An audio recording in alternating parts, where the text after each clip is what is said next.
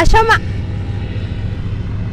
ashama harka fuudhee jaalatamtoota fi kabajamtoota ilmaan Oromoo addunyaa tanarra argamtan hundi keessanuu baga jiraattan baga jiraannee baga walitti deebinee isiniin jenna arraan tana waan addaa qabannee isinii dhiyaannee jirra wanni nuti qabannee isinii dhiyaanne maali mormii Oromoo Milboorni magaalaa Austraaliyaa xayaran waan isin garsiisnu qabna qophii ajaa'ibaa isiniif qabannee jirra Oromoo Milboorni eessa jirti jechuun keessan hafan qabu eessa akka jirru maal akka godhu jirru isin garsiisnu ta'a saniifuu nu waliin tura ammallee waan godhu qabnu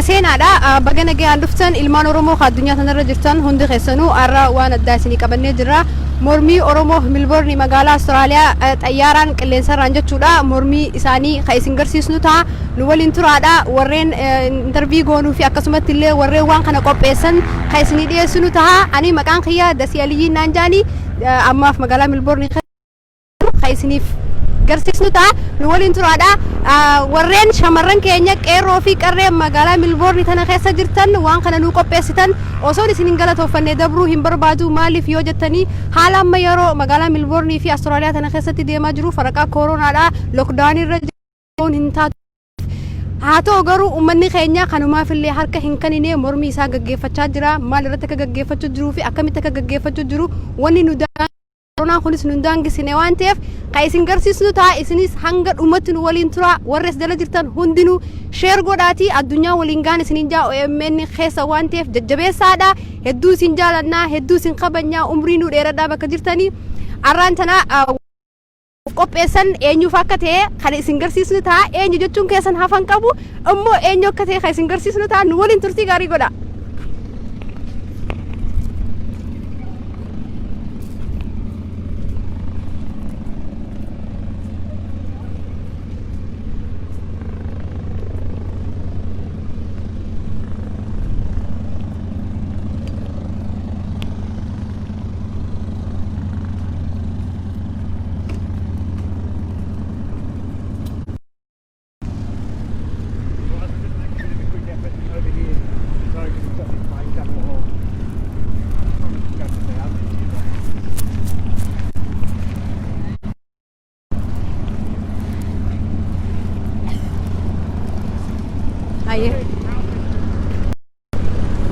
hayyaga baga walid deebina kuma garta fi kabajamtu aadde toltu tufaajin argamna toltu tufaan nama seenaa ajaa'ibaa qabu nama afaan mootii fi seenaa Oromoo irratti magaalaa Austraaliyaa tana keessa barsiisuu fi waan hedduu godhuudhaan beekamu toltu tufaan rasoo nu keessa jiraatu baatee gartee nuti illee waan kana qindeessuu dandeenyu toltu teenya sin argamu keetiif hedduu galatoomi mee maaltu si dhagaamee wanni irra deemu maali akkamitti ibsita galatooma hedduunatti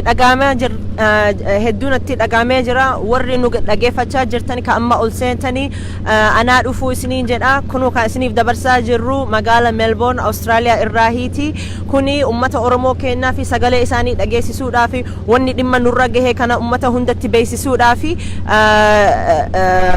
mormii guddaa tokko qophoofnee jirra warra ka har'a nuun gahee ka bakka kana nuuf qopheessu warra dubartoota mana marii dubartoota Oromoo fi warri Oromia is bleeding group kan magaalaa Melbourne irraa isaanillee haa galatoonfatani dargaggoo Melbourne kenna akka gaariitti waa hedduu irraa jirra amma asitti kan nu qabnu xayyaarri dhaamsi keessan wanni nu gabaasuu barbaannu qophiidha asitti kan nu qabnu pilotii kennaati wanni magaalaa kana keessa rakkinni guddaa kan nu qabnu qilleensi kenna gaarii miti daqiiqa muraasaatiin ni jijjiirama yeroo hunda kanaaf jecha xayyaarri ka isa gaafate amma inni akkanaan jechaa jiru amma isinillee arguu dandeessanii duumessa hedduu jira aduullee akka gaariitti waan nuuf hin taane jecha bakka hundarra deemuu xiqqoo nama dhiba ammoo hanga danda'utti niin tattaafadhaa jedhee kunoo asitti keessattuu guyyaa yoo ka godhuu hin dandeenye Oromoo kenna kanaafi irra deebi'eetiin guyyaa biraa akka nu godhuu danda'ullee qophiidha jedhee mee amma asitti wal haa barsiifnu. Welcome to our Oromia Media Network program. Thank you, and good afternoon to you all, and I hope you enjoy our interview today. Can you please tell us what is your intention for today? What is it that you plan to do? What is it you had in mind? Today we've got 9 destinations that we're going to go into. We've got 9 to go and look at. We have a small issue at the moment with weather. We're really looking forward to getting to go and get a bit more of a view on what this weather's doing. I will go and get some weather forecasts again because the weather's been up and down all day today. Of all days to go up and down, today's the day for it to do what it's doing. However, I'm really looking forward to getting going and displaying this sign for you. Inni akka nuun jedhe bakkee sagal magaalaa Melbourne keessatti marsuudhaa fi qophiin jira jedhe ammoo qilleensi xiqqoo waan itti dhagahameef jecha xiqqoo rakkinatu jira jedhe ammoo hanga danda'utti ima tattaafadha gaafii kan isaaf qabu mee amma nuti yeroollee hin qabnu nuti namni ala dhaabachaa jira mee bakkuma kamirra deddeemuu danda'a jedhe isa gaafadha. So given that the weather is starting to look quite precarious in terms of the clouds and the haze, can you be quite specific with which places you can actually go to today? We're currently standing in the southeast of Melbourne. Will you be able to make it to the St Kilda Beach? Can you go to the Westgate Bridge? Will you be at Altona? What about in Wyndham Vale? Many of our Oromo people are waiting for you and would like to know the response. That's a very good question. We're going to do the best that we can to get to those western suburbs. Again, it's dependent on weather. I'm going to get airborne. I'm going to go to Cranbourne and Dandenong, and then I'll reassess it from there once I'm airborne. Okay, so it sounds like that you'll be on the aeroplane to Dandenong and we'll take it from there. However, what is the likelihood, do you think it's likely that we'll be in beyond Dandenong at this point in time? That's a very good question. I'm going to struggle to answer that because there's so much moisture in the air at the moment, and if the low cloud starts to form, it'll impede me returning back to the airfield, so I have to have access back to the airfield. Okay, so sounds like we'll start with Cranbourne and Melbourne, and if you cannot make it beyond Dandenong, then you will come back and do this another day for the Oromo community to make sure that our message is heard. Oh, absolutely. It's imperative that we get this message out to the people within Melbourne. So we will have this message, if not today, at those suburbs. Again, we're certainly going to try because we've been looking forward to doing this. Today, we will certainly come back and do this another day because this is imperative we get this message out there. And how long have you been preparing this for? We've been preparing this banner now for about 2-3 weeks. We've been negotiating with yourself and some other people, having the banner built and organising approvals and permits. So we've got all that under hand, and again, it's one of those things that we can't control when the weather does what it does to us, but we're going to give it our best shot. All right, we'll let you get into the plane and do what you need to do. Thank you very much. So just quickly, would you like to get into the aeroplane and we stand over there and continue? Can I unload the aeroplane? Yep, unload. Go for it. Okay. Kama asitti dabarsineetiin waan inni jedhe isiniif dabarsuun barbaada.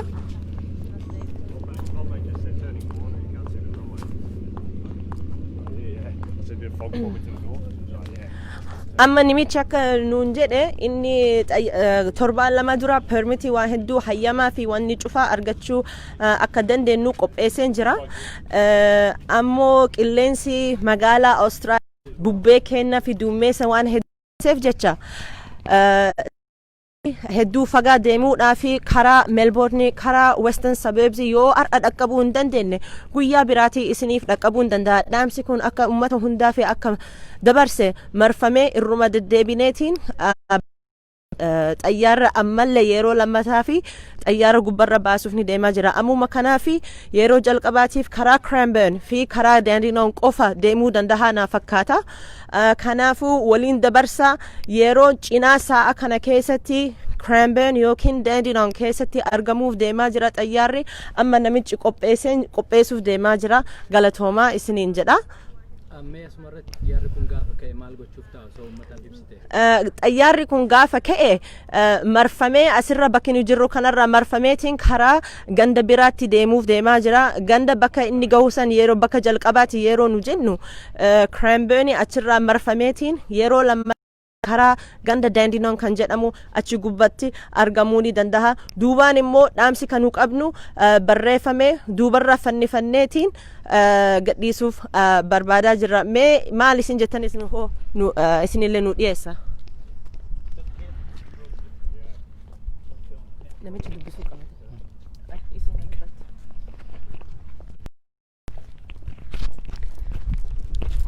Okay, hayyee wanni isin dhiyeessinu waa hedduudha. Akkuma toltuun teenya jette waa hedduu isin garsiisuu deemna. Mormiin teenyallee ni mormannaa akkasumatti illee mormiin dirqama lafatti gabbuuf qofaaf osoo hin taane haala keessa jirru keessa hundoonnee mormannu taha. Isinillee nu waliin turtii gaarii kaameeraa sirreeffachuu dhabuu keenyaafis dhiifama isin gaafanna. Ni sirreeffannaa yeroo xiqqoo booda kana caalaa waan isin gammachiisu dalaguuf deemna akka Oromoo Milboorni irraa gammadan abdii guddaan qaba. Toltu tufaallee asumaaniin ishii galatoonfachuu fedha. Takki ishii tana dhibba osoo qabaannee agartee arraan tana waan guddaadha. Tanaafuu nu waliin turaa isinin jenna keessafuu qeerroo fi qarree magaalaa Milboorni hawwan keenya dargaggoowwan keenya shamarran keessaniif hedduu isin galatoonfanna. Warreen kallattii irra teessanii nu eegaa jirtaniifis isin dhufaa jirra. Nu waliin turtii gaarii godha bakka sanitti akka qophootanii nu eedan asumaan kabajaan isin gaafan.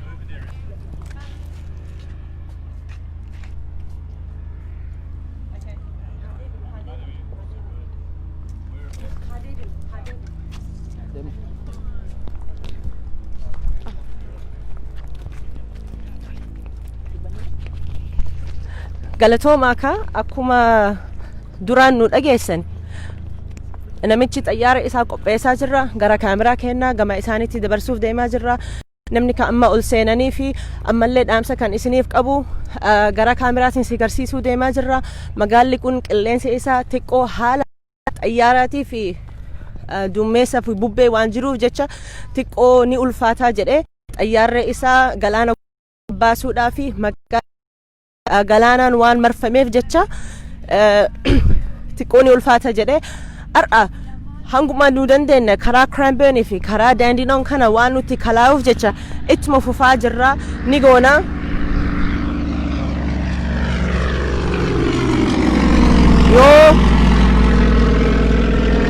Yoo ka dabarsuun ar'a yoo ka dabarsuun dandeenye guyyaa biraa itti fufne ammallee marsuma barbaanna jedhee kuni ka yeroo dheeraadhaa fi qophii irraa turre qunnamtii gaarii qabnaa namichi kana wajjin dhaamsa uummata Oromoo akka nama hundatti dabarsuudhaa fi qopheessuuf deemaa jirra.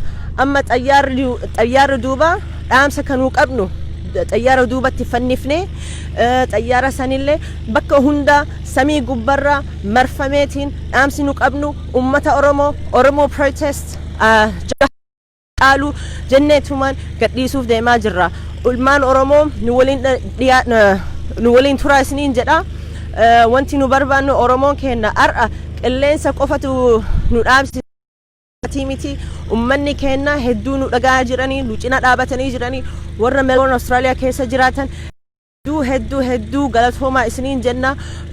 Dhimma Oromoo kanaa fi akka gaariitti yeroo dheeraadhaa fi waan hubataniif jecha actionii afaanumaan osoo hin ta'in karaa amalaatiin keessattuu dubartoota keenya keessattuu hawaasni waliigalatti hawaasa hedduu qabna. Hawaasni keenya hunda isaanii wanti godhuu wallaalaniitiin karaa yeroo isaaniif qabsiifne itti fufaa jiranii. Kanaafuu hedduu galatoomaa warra Melbourne keessa jirtan isin hundinuu warra Australia guutumallee akka biyyatti wanti nu beeksisuu barbaanne wanni biyya keessa deemaa jiru nuuf hin tolle gammachuu irraan qabnu. Sila nuti ka barbaanne jalqabumarra nageenyi barbaanne dhabnee jirra. Jalqabumarra waan nurra barbaadan cufa dalaynee goone amma eega waan isan barbaadan goone booda garagalanii hayyuu kenna jaalalaa kenna nu jala ajjeesuudhaaf achi booda hayyoon hoggana kenna hidhaa keessatti qabsiisuudhaaf odoo sodaatiin odoo rabbiin sodaatiin odoo namatti ilaalin cal'isaniitu mana akkas godhuu isaanii ijaa fi gurra Oromoo bakka hundatti dhagaamee jira. Oromoo walitti dhufanii jiran yoo walii galuu dhaban illee dubbii kanarraa walii galanii jiran kana wal yaadachiisuu qabna beeksisuu qabna. Warri nu jaalates warri nu jibbees illee dhaamsi kennas tokkuma. Dhaamsa kana tokkollee jijjiiramu xayyaarri keenya qopheessee jira.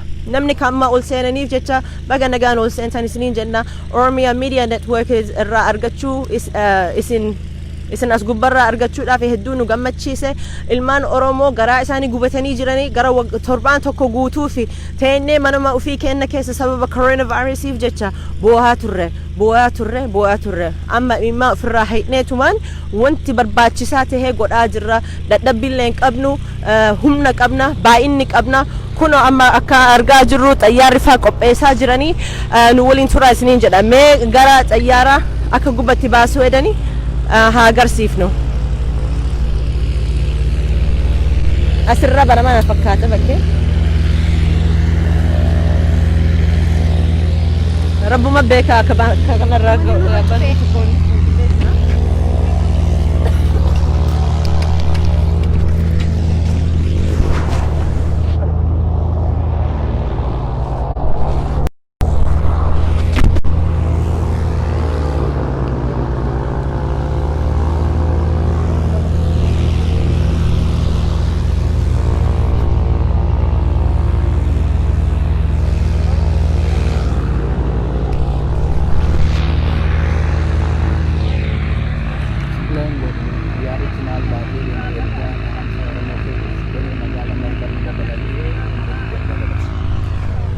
اوكي هاي طيار خن ارجع مالي دبر سودي ما جتشون كيسان هفن كابو ارجع إني دبر سودي مو just for هنجالو هندسا أورومو برودكتي أورومو Oromo protest jechuun mormii hawaasni magaalaa Milboornii fi Austraaliyaa qopheessan isin garsiisuudhaaf deemaa xayyaarri kun wanni isin garsiisu waan gartee haala amma yeroo deemaa jiru kanaa fi du'aan caalu hundeessa irratti hundaa'ee waan hojjetameedha. Isinillee nu waliin turtii gaarii godhaa isinin jenna sheer godhaatii addunyaa haadha. deemaa jiru waan bareedaadha nuti warri Milboornii keessa jiru akkasumas Oromoon Austraaliyaa keessa jirtu lafatti gabbuunee agartee koronaa nu dhorgullee karaa kanaan hawwan keenya shamarran keenya waan gaggaarii nu dalagan nu qopheessu isaaniitiif hedduu isaan galatoonfannaa qeeroo fi qarreen as dala jirtan hundi Toma OMN illeen miidiyaa keenya ni jaalannaa ni kabanya isinilleen jajjabeessaa isinin jenna ummanni Oromoo waan biraa son ta'e mirga isaa falmachaa jira ummanni Oromoo duuti akka irraa dhaabbattu falmachaa jira waan biraa miti ka isaan gaafachaa jiranii tanaafuu nutis duutu ummata Oromoo irratti dhaabbattuu fi akkasumas illee jaalatamaa fi kabajamaa keenya hancaaluu hundeessaa arra du'aan nu bira dhabamullee yeroo hunda akka nu bira jiru abdii guddaa qabna wanni inni hojjetee dabree waan hedduu bareedaa fi waan ummata Oromoo kakaasu silaarra akka babbareedduu dhaabbatee dubbachuudhaan malee garuu akka carraa ta'e nu biraa fuudhamee jira Jaadan caalu hundeessaa kaasee akka uummanni Oromoo galmaan ga'anii fi gartee qabsoo inni karatti dhaabee deema akka uummanni Oromoo galmaan gahu abdii guddaan isinirraa qaba Oromooti bakka jirtanii hin booyinaadha abdiitti hin muratinaadha qabsaan ni kufaa qabsoon itti fufata jaansanii saniifu namni fi erga nama fi dhabee abdii murachuun qabu qabsoo karaa itti deemu san galmaan goodhaaf qofa tattaaffii godhuu qaba namni tokko gaafa karaa deemu karaa itti deemu san gohuudhaaf waan hedduu godha waan ta'eef obsa nu barbaachisa waa hundaa'u nu barbaachisa wal jaalachuu nu barbaachisa wal kabajuu nu barbaachisa wal dhagoo nu barbaachisa hawwoota keenyaa fi shamarran keenya dargaggoowwan keenya wal jala deemuu isaaniitiif waan akkanaa qopheessuu isaaniitiif hedduu isaan galatoonfannaa Oromoon mirga isaa falmachaa jira malee mirga namaa dhiibaan jiru Oromoon amantii waliin qoodu kutaa waliin qoodu hedduu wal jaalata hedduu wal kabaja Oromoon saba bal'aadha saba garaan isaa arjoomaadha Oromoon saba yoo kanni jetteen si kannu malee sirraa fudhatu miti Oromoon saba nama ajjeesuu miti garuu arraa ajjeechaan akkana duratti raawwatamaa jira kunis akka nurraa dhaabbatuu fi gartee manguddooleen teenyaa fi hawwan keenya gartee warreen waan kana godhanillee ammallee irra deebi'ee keessattuu shamarraniif dargaggoowwan qarreen Austraaliyaa keessa jirtan hedduu galatoomaa tokkummaan teessan itti haafuftuun isiniin jaa yeroo ammaa tana keessatti koronaan osoo nun daangessin waan kana dhaamsa tokkoon dabarfachuu fedha maali jechuun keessan haafan qabu warreen Twitter hin banatiin please Twitter banadhaatii gartee Oromoo just for Hancaaluu Hundeessaa free for Jawaar Mohammed aktiivitoota keenyaa fi hundarrattullee akka daleedan kabajaan isin gaafadha Oromoo Twitter banadhaa fayyadamaa Jawaar keenya biras dhaabbadha warreen Twitter beeynes akkaataa itti banattan deemaatii wal dalalaalaatii wal barsiisaa kan beeynes wal garsiisaa tanan isin dhaama Oromoo saba isaa falmachaa jira malee mirga namaa dhiibaan jiru mirga keenya immoo yeroo tamiyyuu taanaan ni falmachaa geenyu garuu mirga keenya nama feemmoo falmannee irraa dhorguu ni dandeenya tanaafu nu warri Oromoon gartee amaanaatti kannanillee amaanaa Oromoo nyaachuu dhiisaadha maaliif Oromoo kaajjeesaa jiru kana tanaafu amaanaa isinitti kannanne galmaan keenya jettanii garuu arraan tan ammoo nurraa daleedan kun immoo ta'uu hin qabu saniifu amaanaa uummanni Oromoo isinitti kannatee amaanaa isaanii galmaan gahaadhaa fi ijoolleen isin booda dhuftu dhaloonni isin boodaan dhufu isin laallata waan ta'eef waan barsuu qabna abbootiin keenya haadholiin teenya ilmaan keessan bakka jirtanitti eenyummaa keessan barsiisaa afaan keessan barsiisaa aadaa keessan barsiifadhaa keessanii itti hima saniifu warni godhamaa jiru